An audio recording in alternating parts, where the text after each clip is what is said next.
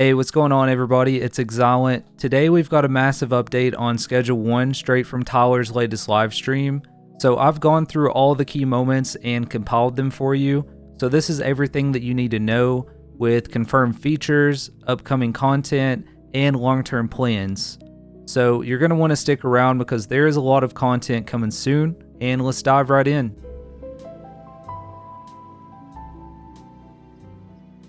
First up, the current beta build might actually go live today, assuming there's no major bugs that show up, but what we're focusing on in this video is what's coming up next. So Tyler is working on two immediate features, the first being employee beds are being replaced with lockers.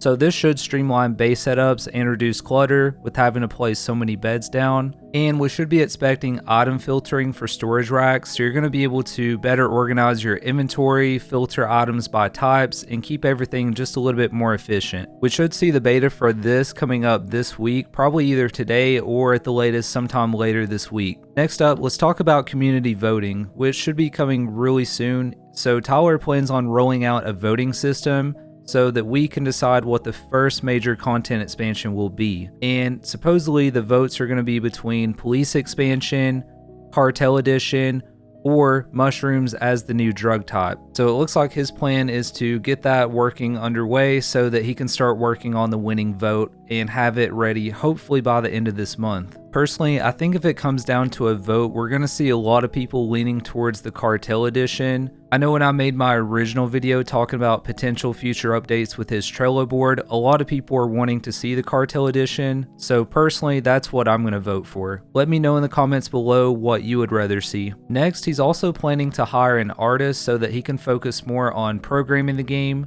And of course, that's just going to mean more content and it's going to arrive to us a lot faster. I think he realizes that people are going to expect updates a lot faster than what he's able to put out alone.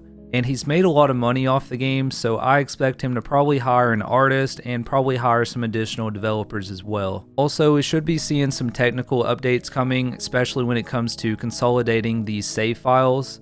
So this is supposed to make save files a lot smaller. They're going to be merged together into one larger file. And in turn, this should mean faster load and save times, better Steam cloud syncing, and overall more stability, especially with multiplayer. And since we're talking about technical updates, he's also working on professional localization support for German, French, simplified Chinese, Russian, and Portuguese. And he's actively working on Steam Deck optimization, and also trying to push the game to console, like I was saying earlier. I think it would be really cool to have this Steam Deck certified. I have a Steam Deck, so if you're interested on how the game would run, let me know in the comments below, and I might make a video. Next, let's talk about some side content. So he plans on adding in a weather system, but this is likely going to come later in the year, probably late June or July. Looks like there's going to be new minigames added. Fishing is going to be the first full minigame. Also, he has a forklift that he's made, and this already exists. It's probably going to be featured with some kind of pallet moving, money making minigame, alongside things like being able to break into car trunks and being able to rob places for extra cash. I think it's always great to add in more minigames because when you're first starting out with this game, a lot of it is just kind of waiting on your product. You don't necessarily have the money to have things going 24/7.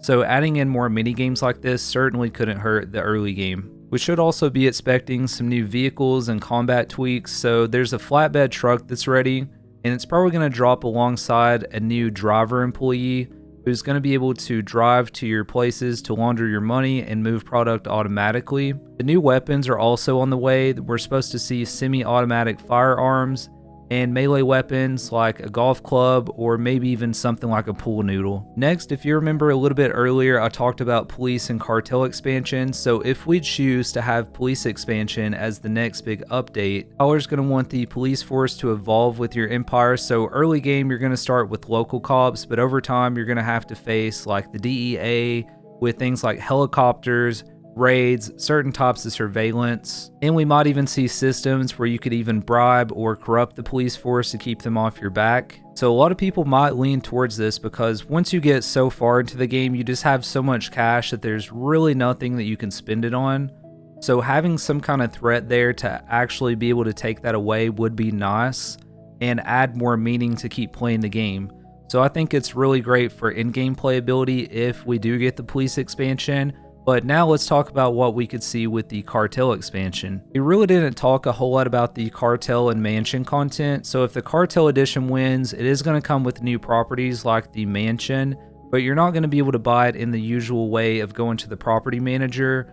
You're going to have to earn it through gameplay instead of purchasing it. And this update would be heavy on late game content and world expansion, but that's really all that we know so far. So in my opinion, I think he's leaning more towards story content if we pick the Cartel side of things, and if we pick the police expansion, that's going to be more of like a difficulty ramp up. Either way, I think both are pretty cool, and at some point we should expect all of these updates. It's just we don't know which one is coming first. And last but not least, let's finally talk about employees, automation inside the game, and relationships. Like I said earlier, we should expect a driver employee that's going to automatically deliver product for you and pick up your laundered money.